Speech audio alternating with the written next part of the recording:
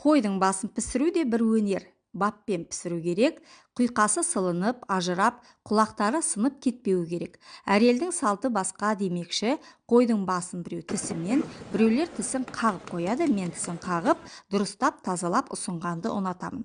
Содан кейін жағын айырып, тұмсығынан ағын суды әбден жүгіртеміз, құлағының қыртыстарын жуамыз, көзінің қарашығын кетіріп, кеңсірікті тазалаймыз, бүкіл бездерді кесіп, ойып алып тастаймыз. Қойдың басын пісіргенде баяу отқа қоямыз, бір қайнағаннан кейін суын төгіп, екінші рет қайнатамыз, көбігі болса аламыз. Бір сағаттан кейін тұздаймыз. Баяу отта бабымен бүлкілдетіп, 2,5-3 сағат пісіреміз. Қойдың басы балбырақ піскенде қазаннан түсіріп, табаққа салып, маңдай құйқасын айқастыра тіліп, бір құлағын кесіп, дастархандағы жасы үлкен сыйлы қонаққа құрметтеп тартамыз.